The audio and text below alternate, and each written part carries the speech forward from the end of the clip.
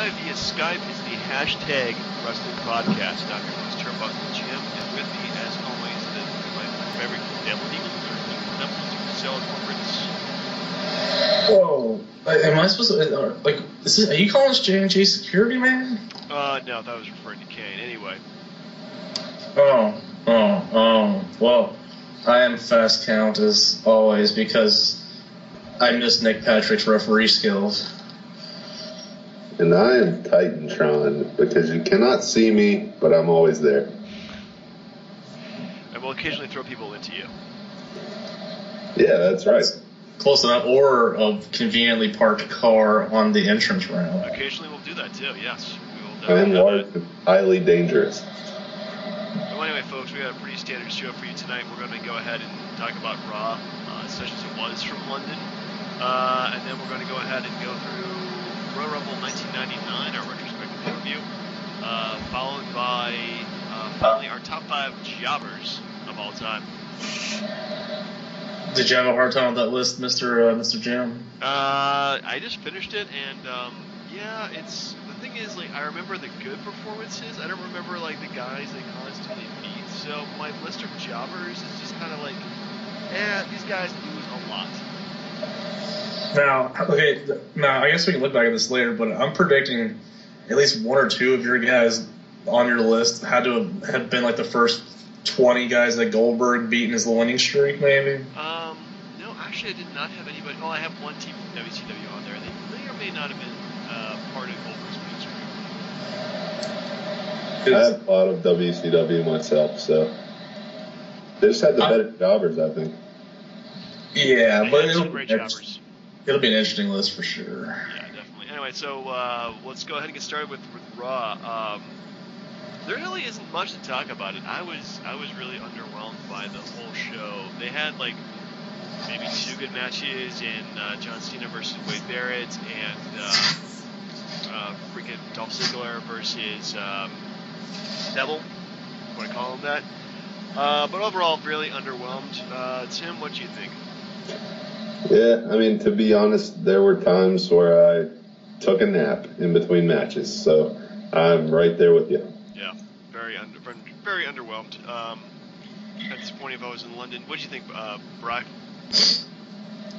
I feel bad for the fans. Like all the guys that were like from England, they all lost. Yeah, at least they were out there. Well, wait, Paige won. She's from England.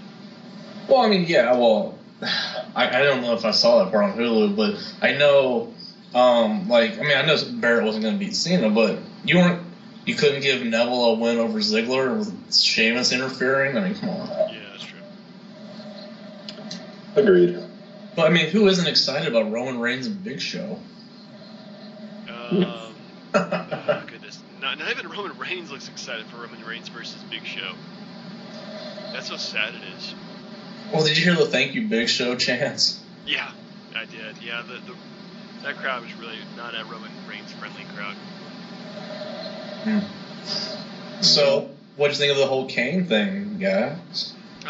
Kane, I don't know. I mean, I like the whole tease where he's going to be turning back to the demonic Kane, but all of a sudden, like, I don't know. It just also feels pretty weak at the same time too, because he's joke saying Seth Rollins and getting himself pinned at the same time. It's just really, it's not engaging. It was like a crappy B-rated version of the finger poke of Doom. Yeah. They referenced that.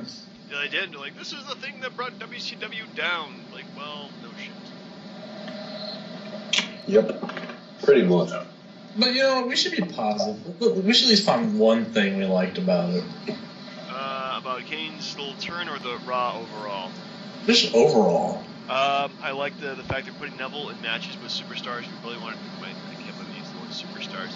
With wrestlers that were doing good matches. This week was Seth Rollins. This week is Dolph Ziggler. Maybe next week is John Cena. You know, just give us something different, which is good. I really like the fact that they're high on him. I like the primetime player spots. I think they're kind of hilarious. Definitely well deserved. But yeah, there's really, I mean, the whole show is just like you're running a marathon and constantly being hit by a baseball bat halfway through. Just the way it feels, it just doesn't feel as exciting as I remember wrestling to be. Well, what about the was it the Russian bull rope match or something? It is the Russian chain match. Chain match, yes. What exactly is a Russian chain match? Does any of you know?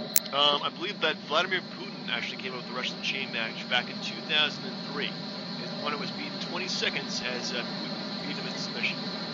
That sounds about right. That's Do pretty we much have what any it good? is. Do we have any good Mother Russia jokes about this at all? In Mother Russia, chain links you. I don't know. Very That's the best I can do. Yeah. But speaking of stipulations, what did you guys think of the Orton Rollins stipulations? It's gonna be a fun match. I'll give them that. The no RKO is interesting, but the steel cage is kind of boring. You know what I think? I think Randy Orton's going to bring back the punt to the skull. Mm. Well, he's teased it a while though, hasn't he? Yeah. So maybe he'll bring back the punt to the skull, which is probably the stupidest finishing move of all time. Or doesn't you feel like he's gonna like either try to go for the RKO, realize he can't do it, miss, and then get curb stomped or something, and then do an RKO after the match? Yeah. I imagine after the match there'll be plenty of RKOs, but I'm just glad that the title's back on being on regular pay-per-view every month. So. One last thing, I'm sorry I missed it, but and I'm kind of glad I missed it. But what was Michael Cole bitching about with Brock Lesnar or something? I can't remember. The more Michael Cole talks, the less I pay attention to him. Probably a good habit to have. So anyway, so we'll start with you, Bri. What would you give the Watergate grade to Raw? I'll give it a B. Give it a B. Really, that's strong of a grade. Well, I like the Lucha Dragons stuff. Oh, that was Lucha Dragons. Okay, yeah, that is one good thing I like about them. They are phenomenal. Yeah, that's good enough for me. Okay, the stuff that they're letting Neville do is crazy. He's giving away like pay-per-view type matches on Raw. Yeah. Well, that's it. Build him up. I mean, they're definitely becoming popular with the fans already between Lucha Dragons and Neville. So. Great. So yeah, it might affect my grade, but Tim, what are you gonna give it? Yeah, the only reason it's going to get above a D is because of their bringing the younger people around. I think I'm going to have to go with a C+. I think I'm in the same boat as you. I'm going to give it a C+. I think overall it was not great quality, but there were a few bright spots of it, so I think C+ is probably the most appropriate. Yeah, definitely. Yep. Anyway, moving on to our retrospective pay-per-view. We watched Royal Rumble 1999 coming from January 24th, 1999, Arrowhead Park, California. Attendance of 14,816 people. Apparently, they probably played that number. Anyway, shall we go through the matches, folks? Let's do it. And you mentioned that there's a bit of a theme going on for this tonight, I feel. Anyway, first match we have is the Big Boss Man defeated Road Dogg in the singles match after the hardcore title, I think is what he had. Nah, it was a non-title match. It was a non-title match. It was definitely, they requested that this doesn't use hardcore rules. Pretty standard fare for both of them. It wasn't spectacular. No. That's about as much as I can say about that. What do you think about it, Brian? Yeah, I didn't really care. The one thing is surprisingly, it didn't even really mention it, but because when we watched the last one and this one, the tag belts switched hands between that. Yeah, all the belts switch hands on Raw, but you got the pay-per-view, and rarely will belts change hands. And if they do change hands, they're going to change again the next week, as we'll get to in just a moment. Indeed. So next up, we have another title match, or we have another title. It's our first title match of the night. Ken Shamrock defeating Billy Gunn via submission. Really put on the ankle lock and apparently hurting his ankle. Oh, yeah. Oh, man. I thought no offense, the Shamrock shtick got old super fast. Yeah, I found it hard to watch that match, to be honest. There was a lot of, the first two matches were pretty hard to watch. I don't know. Billy Gunn and Road Dogg together as a tag team are fine, but singles matches, that's not spectacular. Well, if we keep going 2 months, they both go into WrestleMania as champs, so, I mean... Yeah. Say what you will. Say what you will, folks. Say what you will. All right, next up we have another championship match. X-Pac defending his European title against Gangrel. I thought this match was pretty decent. Didn't go too long, but it was no 5-star match tonight. No, it was pretty good. I actually thought it was better than the first two kind of combined. Oh, yeah. Oh, yeah, definitely. For lack of time, they packed a better match than the first two combined, for sure. Yep. So next up we have probably the worst match of the night. Sable defeated Luna Vachon in a strap match for the WWF Women's Championship. Yeah. Yeah, we're going to skip that, folks. It was pretty horrible. What was it with Shane McMahon? Like, I didn't get that. Yeah, he was, like, brought in Luna Vachon or something like that. And I think as I remember, like, Luna was in, like, Bam Bam Bigelow back in, like, 93 to, like, 94-ish. And then she was off and on. And I don't know. She has a very distinct look to her. You got to give her that. Do you know Luna and Gangrel got together for a while? I'm sure outside the ring, she's a very lovely lady. And they look like they could be brother and sister. Or brother and brother. Brother. Oh, she's probably charged with the poopy shirts. There's nothing wrong with that. Okay, so we actually come to actually a damn good match here. We have The Rock defeated Mankind to win the WWE Championship again in an I Quit match. Probably the most brutal match I think that Mankind has been in, or Mick Foley has been in ever. Thoughts? Well, I mean, in comparison, 20, 30 chair shots to the head versus being thrown off the cell, I don't know. Yeah, there's a lot of chair shots. I didn't like actually, that was kind of stupid, the one spot where Rock throws Mankind off, like, the side or the like 10 feet up or something like that. Mankind hits, like, the electrical system, which looked completely fake, and then just, like, shorted out the power. That was a really crappy spot right there, but overall I thought it was pretty good. I'm telling you, you need to watch Beyond the Mat, because you'll see, like, all that stuff, like, amped up to 1,000. It's crazy. Yeah, that is true. I do remember that. All the chair shots, and his wife and kids are crying in the crowd. It's flipping. Like, it was unnecessary. Hey, so many freaking chair shots, and I guess, we'll see what happens. Of course, the ending was controversial. Of course, the ending was really controversial because The Rock pretty much used a pre-taped promo that Mankind did and said, I quit, so they used that to say, to win the match. It was very shysterly, but probably within, I think 2 weeks, Mankind is the champion again, winning on the Super Bowl halftime show match they did. The empty arena match, yeah. The empty arena pre-taped. We'll play it during the halftime Super Bowl match. I remember watching that. And, yeah, it was very. I don't know. Probably like one of the oddest matches you'll ever see. Wasn't that Last Man Standing and he pinned him under a forklift? Yeah, he had a pallet and he was trapped under the pallet. Yeah. Yeah, very clever match. No, man, it was pretty much the garbage wrestling at that time. But well, keep in mind they have not done it since. Yeah, they haven't, which is probably a good thing. It was cool at the time. It was just like something different. They obviously pre-taped it. It was just Vince McMahon commentating the whole time. I think it was on MTV. I think they were just trying to sell the WWF to more mainstream audience, probably. Yeah. Anyway, so we come up to the Rumble. Shall we do this wrestler by wrestler entrance and elimination? I kind of feel like you had to at least highlight the first couple at the big moments, at least. Yeah.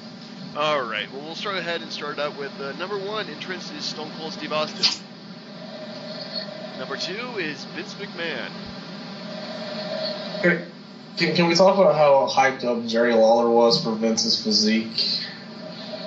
How it bordered on homoeroticism? Like, ooh. Yeah, it always bordered on that border. Back in those days, it was kind of disturbing. A little bit, just slightly. Yeah, it was. I don't know. Moving on. So we have the next entrance, Golga, eliminated by Austin, followed by Droz.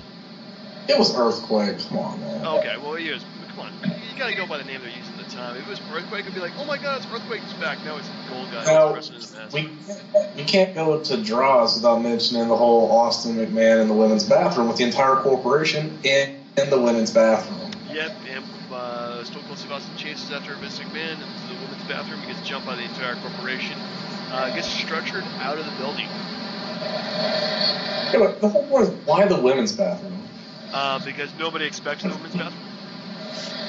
I suppose, but think about all those dudes. Just think about all those dudes just hanging out, chilling in the women's bathroom. Like someone that walks in, like, whoo, gotta go. Nope, using this to jump Austin. Yeah. Well, would you on it? Well, he's better than me. That's also the mentor, which also is kind of. So where were we? Okay, so number 5 entrance is Edge. Yeah. Ultimately eliminated by Road Dogg. Ooh. Then we have Gilbert, who's eliminated by Edge. Yeah. Then we have Steve Blackman, eliminated by Mabel and Tiger Ali Singh. Dan Severn, eliminated by Mabel. Tiger Ali Singh, eliminated by Mabel. Boomini, eliminated by Mabel. You got that's a bit of a trend here at this point. Yeah. I forgot about Mabel. Well, he's about to be turned into, what's his name? Viscera, pretty soon. Anyway, so Mabel's eliminated by the combined efforts of Mideon, Farouk, and Bradshaw. The Ministry, my goodness, like, this people exploded, like, really quickly, didn't Yeah. Wait, what, you talking about, like, when they came out and started beating the crap out of Viscera? Yeah. Or Mabel? That was just weird, because Undertaker's, like, giving those googly eyes, and he's like, come on, man. I'm gonna walk around slowly with my hoodie on. Like, these are the Raws that I would have wanted to watch, because you go from him being buried alive by Austin, wink wink, or whatever, to being the, demon of darkness and doing the corporate, or the ministry of darkness. Like, what the hell happened in like 3 weeks? Yeah, Raws, like, they were really, really, really fast. And Rhodes was like pacing on that. Yeah, that was. I guess we're still like, okay, everybody, you guys, doesn't have a gimmick right now. We're all being, underlings of the Undertaker. So go get ambushed and brainwashed. Now you're part of the dark side. Anyway, moving on. Next up, we have Road Dogg, eliminated by Kane.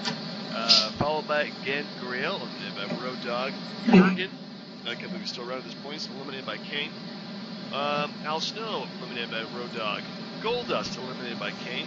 The Godfather, eliminated him by Kane. Kane eliminated himself for no goddamn reason, I can't remember why. Well, the White Coats were coming after him.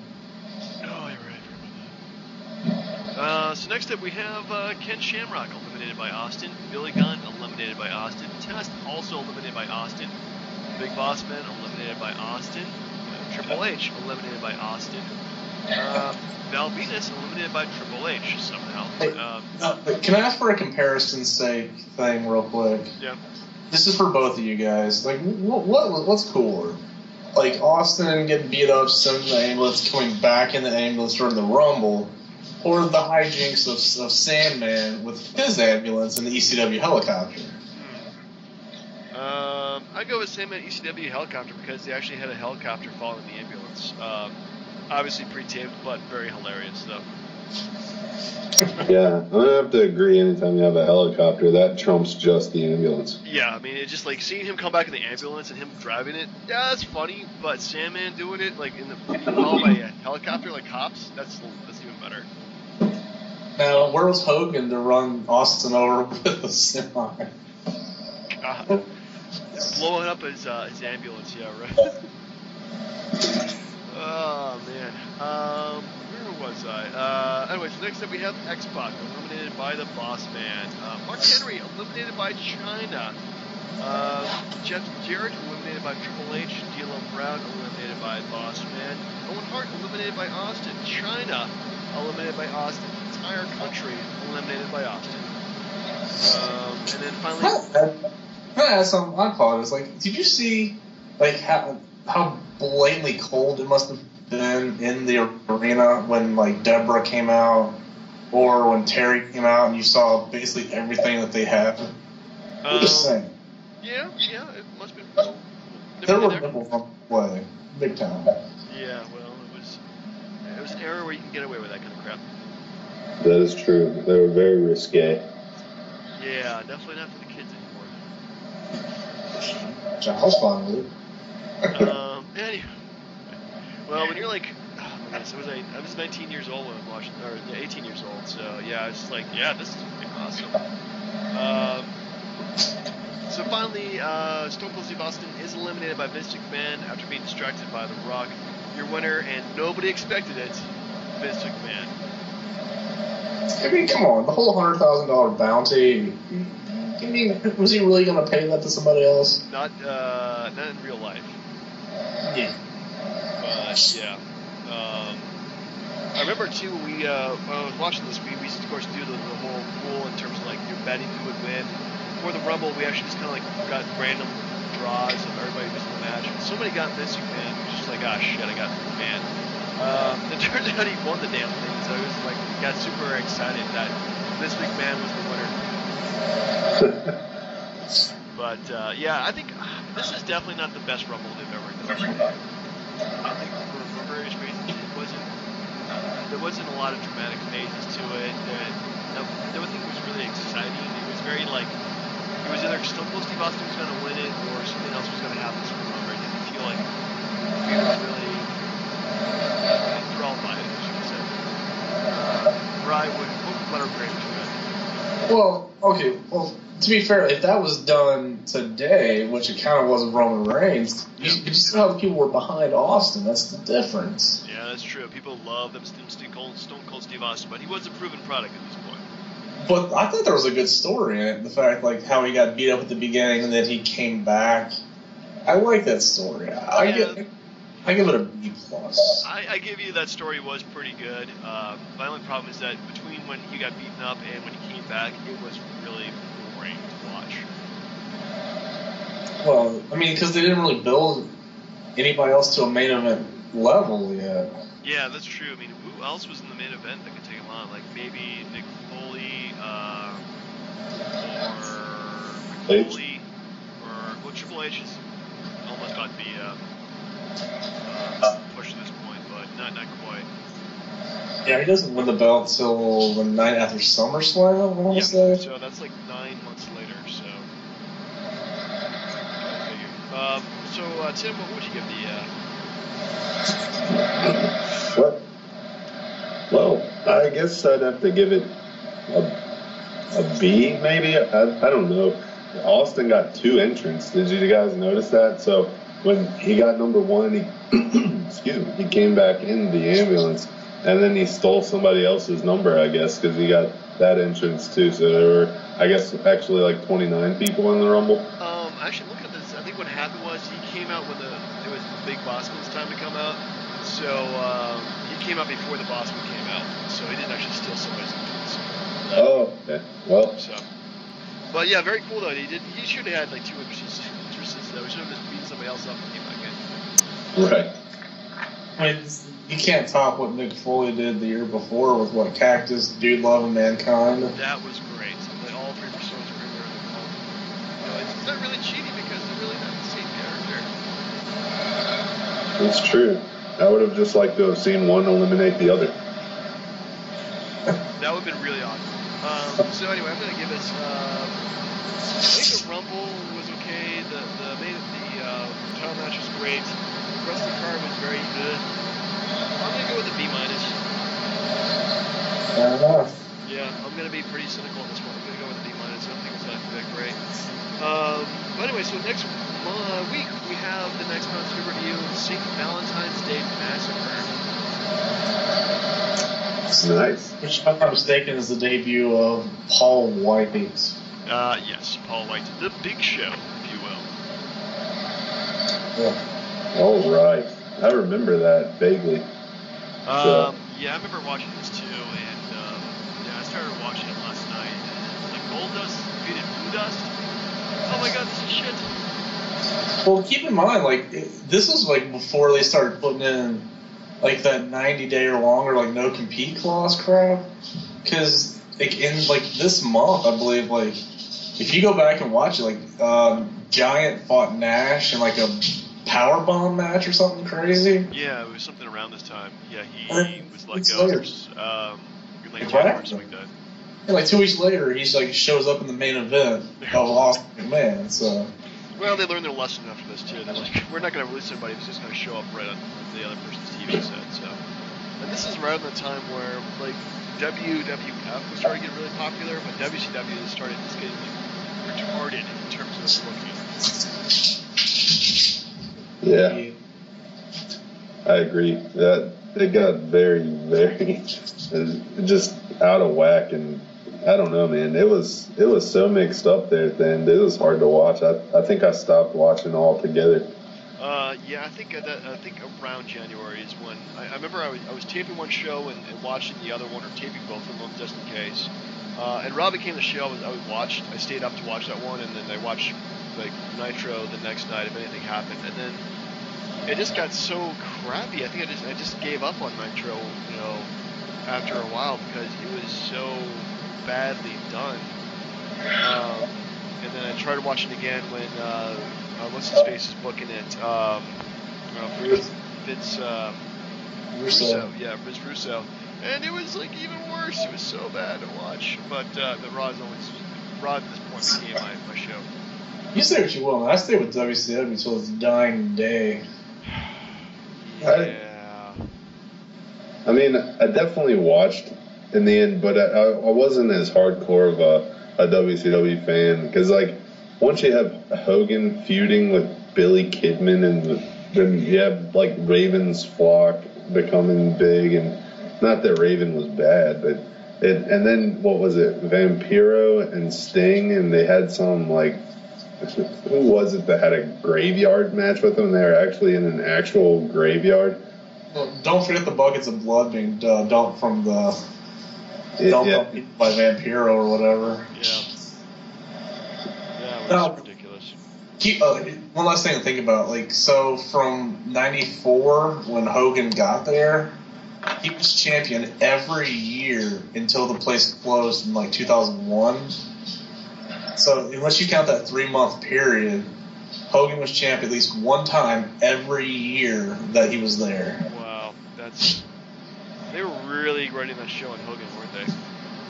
No, Hogan was doing Anyway, it was good for business. Anyway, so our top 5 at least this week is the top 5 jobbers of all time. Only favorite jobber. Yeah, I guess it would be more of like a favorite. Okay, favorite works. Wow, that's my list. All right. Well, Tim, since you were the one who created the list, let's start with you.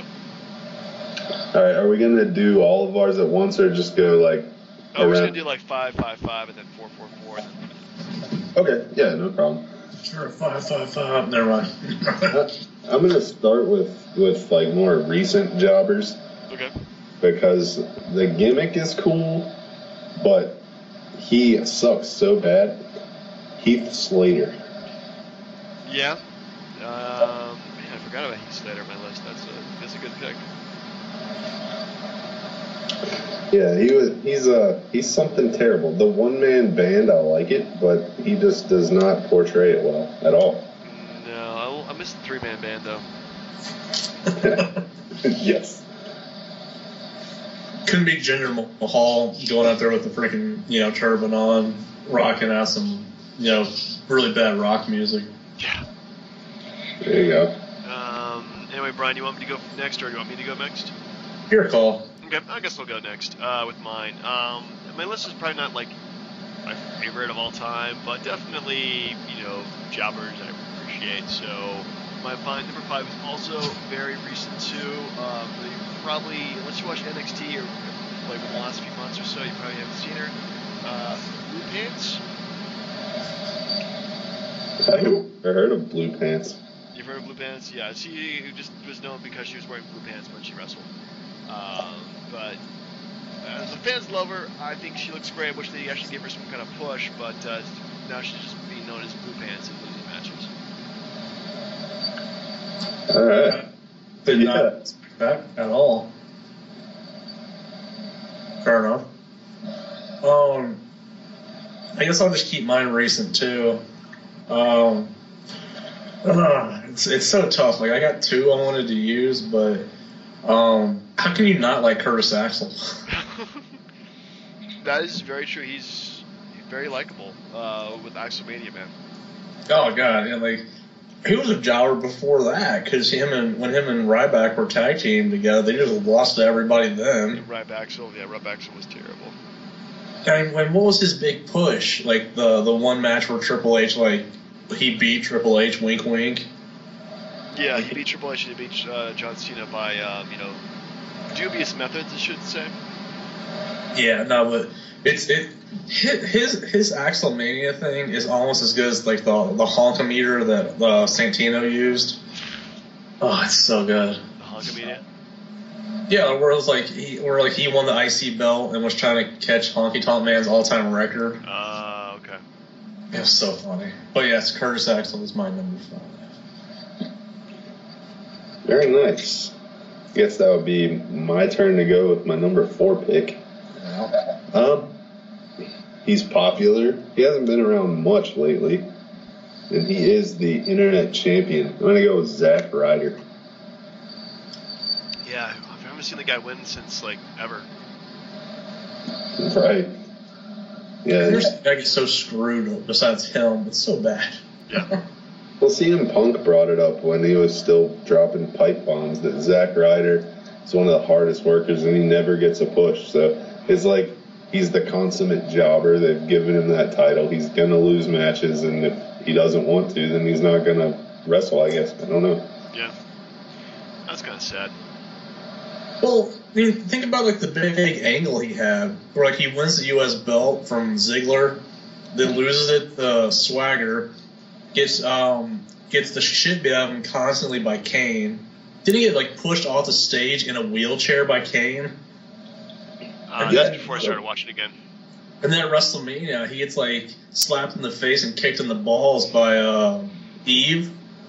Like Jesus, like you couldn't give that guy a break. No. I feel sorry for him already. Anyway, my number 4. I'm going to go with him because he's a Hall of Famer somehow. The Birdman, Koko Beware. Pile driver? Oh, yeah, Coco, man. I remember my stepbrother had the old big rubber LJN action figure of him, yep. and I tore the bird off of his shoulder. That's a dick move, but probably well deserved. I was a little kid back then. But yeah, the Birdman, that's a nice pick. I'm impressed. Wow, I did not see that one coming. That's whew. Alright, yeah. I'm trying to think of like a really, really good one. Okay, I got my next one. Alright. This one might surprise you, but my next one is Dean Ambrose. What? Tell me he's not a jobber. Okay, look at his matches with Seth Rollins. Who won? Seth Rollins. Rollins. Won all the matches he had with Bray Wyatt. Oh, a bunch of them. Yeah, and every time he gets into a match with somebody, he loses. I haven't seen this guy win in for fucking ever. Yeah, because it's the psycho element, the fringe, whatnot. The Ken Shamrock. But dude, like, come on, for a guy that's supposed to be that over, he's been shit. Like he's been given the worst push of the 3 Shield guys by far. Oh yeah, that's there's no comparison there. Yeah, he's pretty much getting shed on the entire time. So I don't 2015 would be kinder for him. I hate to label the guy like that, but he is a jobber to me. Wow. Interesting, because at first it seemed like they were going to push him like kind of a CM Punk style Steve Austin going against everybody type of character, but that it has kind of fallen off. He's just kind of the lunatic that never wins. Yeah. Yeah. Well, Tim, what's your number 3? All right, we're going to get away from recent. We're even going to get away from people that have any kind of push. With mine, the number 3 is a tag team. It's from the Luchador division, WCW. We're going to call them Los Villanos. Villanos 4 and 5. I miss Los Villanos. Yes. Thank Wait. you. What about Los Conquistadors? But the thing is, the Conquistadors weren't like labeled like 4 and 5. It's like not even like 1 and 2. They skipped them and moved directly to 4 and 5. Yeah, I had to go there. I was researching all the luchadors, and there are a lot of lovable ones, but those were my favorite because of their random numbers. Yeah, that is hilarious. Wow, I just totally forgot about that. Anyway, so my number 3 is also a tag team from WCW around the same era too. It's the watered down NWO tag team of Vicious and Delicious, Buff Bagwell and Scott Norton. What? They were a team? Yeah, they were a team for a while. It was probably like I think they were at least a team for 2 years or so. Jeez Louise, man. Yeah, I totally forgot about that. They were the jobber tag team for the NWO. That's when the NWO started getting really crappy. Like, they brought in freaking Buff Bagwell. Yeah, I do remember that, man. They kept using them to face off against people like Lex Luger, DDP, those kind of guys, to get the good guys over to face the better bad guys later. I remember. Yeah. It's good. Shame. Rest in peace, Scott Norton. I think that guy died. Oh man, that's gonna depress me. I I gotta just, check that out. I could be wrong, but I'm pretty sure. You are quite wrong. He is quite comfortable at the age of 53, and Well, who am I thinking of then? What about his former tag partner, Ice Train? Ice Train. Wasn't that his name like Scott Norton, like Ice Train or something? Yeah, I remember Ice Train. I was quite wrong. I think I was thinking of like Bobby Duncombe Jr. or something. There you go. Is he dead? Yeah. Did that heroin overdose. Jesus Christ. Okay, that's very sad, but I will try to be uplifting here. What are we on? Number 3, right? Yeah. Yep. I like a good entertainment factor, and you can't go wrong with my guy. It was Jericho's security, Ralphus. He had like one tooth. And the shirt where his gut was sticking out very badly, mind you.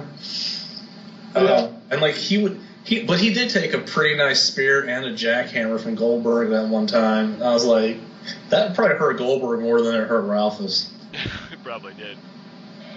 But yes, I am a fan of Ralphus, and so was everyone else. He got the biggest reactions of anybody I'd seen. Yeah. Well, I think the internet just loves stupid stuff like that. So go figure. Yeah. So Ralphus. All right. So you're number 2, Tim. Number 2. This guy had a handprint on his back. Here you go. Barry Horowitz. Very horrible wits. Yeah, he went one streak where he wrestled like 50 matches and only won 1, I think. He used to give himself the pat on the back, and he had stints in both organizations, actually. Huh. Do you know that give him a pay-per-view win, for Christ's sakes? It was insane. Really? Like, For who? He beat Chris Candido. Yeah, when he was with the Body Donis. Yeah, it was like Skip or Zip or whatever his name was, but... If it was in your house, though, it doesn't really count as a pay-per-view win. That's true. That's more like a Clash of the Champions. Marvelous was exactly.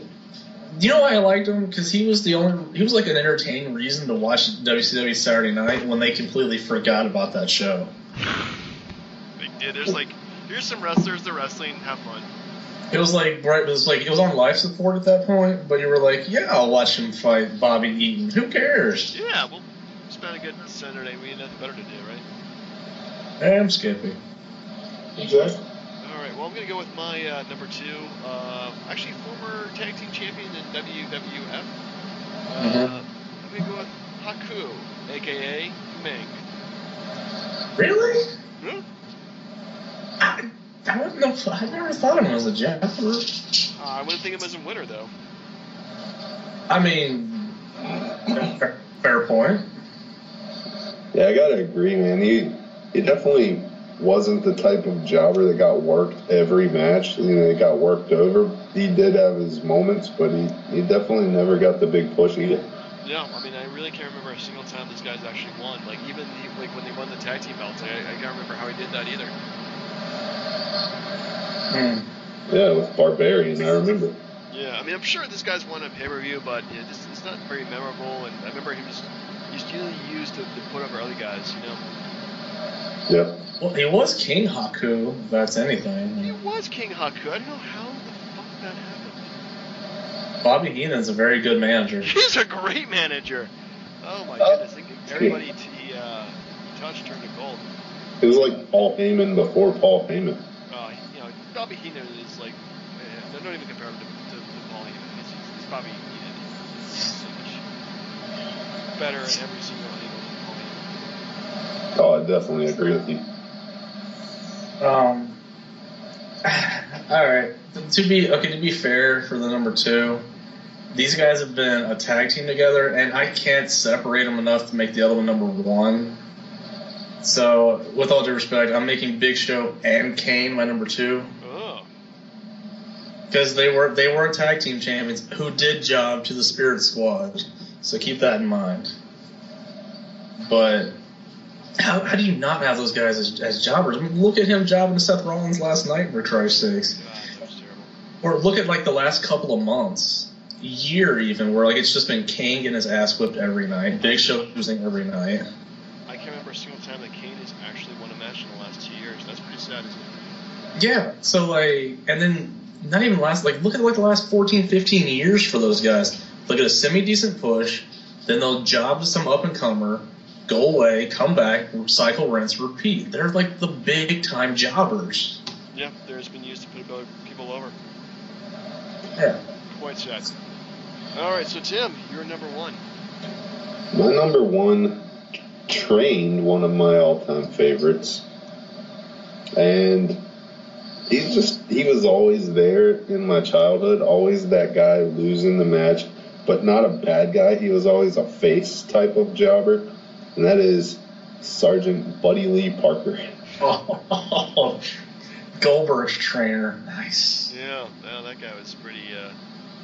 I barely remember him, but yeah, I don't think he actually won a single match. Holy crap. Yeah, after we're done, I got a few honorable mentions if you guys don't say them, but yeah, that's fine. Nothing to talk over. I don't remember which episode it was, but one of the early Nitros, like Buddy Lee Parker like goes up to the announcing booth and starts ranting and like shouting his head off, and the announcers are like, "Get the hell out of here! Like, who are you? Go away!" It could have been. I know they did main event. I don't know if it was a Nitro or one of their mid card pay-per-views, but him and Goldberg tag teamed against the tag team of Lex Luger and Buff Bagwell, which was totally buffed. Oh yeah, that's right. Yeah. Yeah, I forget about how. Man, that's pretty bad. And the guy he trained was Goldberg, by the way. Mm-hmm. Yeah, we knew that. Okay. Oh jeez. Oh yeah, that was a jackass answer right there. Okay, so for my number 1, this guy's a jobber. Despite what you say, he was pushed initially. He's won multiple titles. He's probably the most decorated jobber of all time. I think I stole it from somebody. That's gotta be Kofi Kingston. Ooh. Yeah.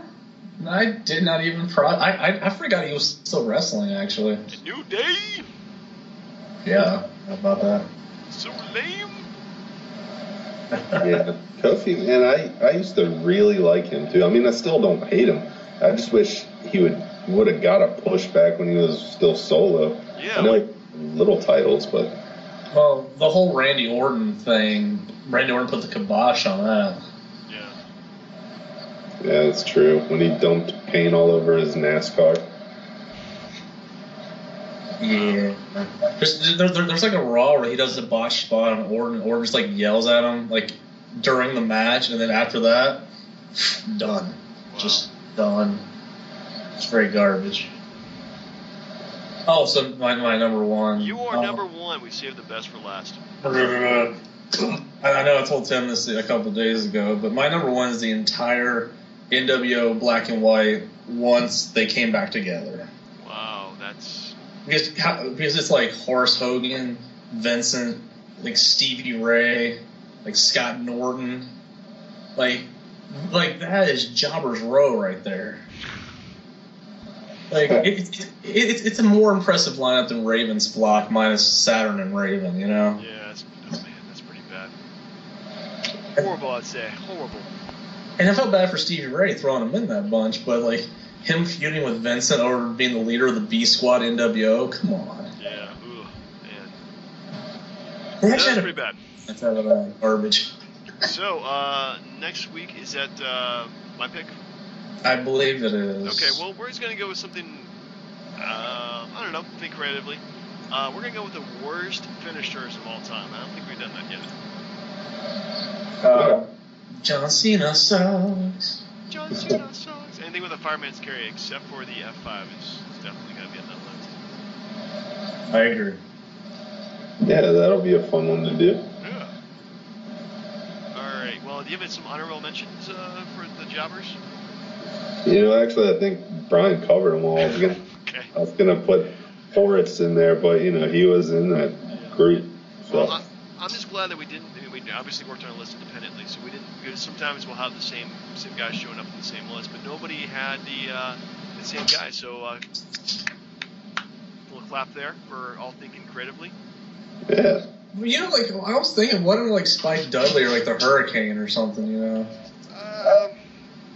Maybe not Hurricane, but Spike Dudley. Spike Dudley was a jobber, but he won occasionally enough that he actually made a difference. So I wouldn't put him as a jobber. What about like Brooklyn Brawler? Oh, Brooklyn Brawler! I forgot about the Brooklyn Brawler. Yeah. I don't know. We're talking about favorite jobbers here, not the least favorite jobbers. Alex Wright, Dust Wonder Kid. Dust Wonder Kid, he won titles. And Brian, how did you not mention Disco Inferno? Because he wasn't a jobber. Okay. He was a member of the NWO Wolfpack. Was he? Yeah. Oh man, they were really scraping the bottom of the barrel at that point. Anyway, guys, all right. So next week we have Raw, however it is. We have St. Valentine's Day Massacre, and we have our top 5 worst finishers of all time. Anybody gonna watch NXT this week? Oh yeah, I'm gonna watch it totally. I'm pretty sure I'm gonna watch it because if they're creating products like Neville, I hear stuff about this Finn Balor kid. Finn Balor is amazing. Yeah, he's freaking awesome. Yeah, so I'll be checking that out. Yeah, definitely watch it. It's always been a good show. Unfortunately, Wednesdays are kind of a bit of a traffic jam in terms of my watching on Hulu Plus. So I got so much stuff to watch right now. It's ridiculous. I'm just glad you got Daredevil out of the way. Oh, Daredevil is so good. If you have Netflix, check out Daredevil. It is like I would argue it is the best product, movie, or TV show that Marvel has done so far. Wow. Yeah, I'm gonna have to check that out. I have a 16-hour Sunday coming up at work, so I guess I'll be watching a lot of that. Just watch the whole thing, man. It is so good. Like, you will not regret it at all. Will do. All right. Well, for the DBJ, old habits, folks, for the hashtag Wrestling Podcast, I'm Turnbuckle Jim. Fast Cow. And the second half of the Mean Street Posse, Titantron. All right, we'll work on that, stooges. All right, folks, have a great night. Later.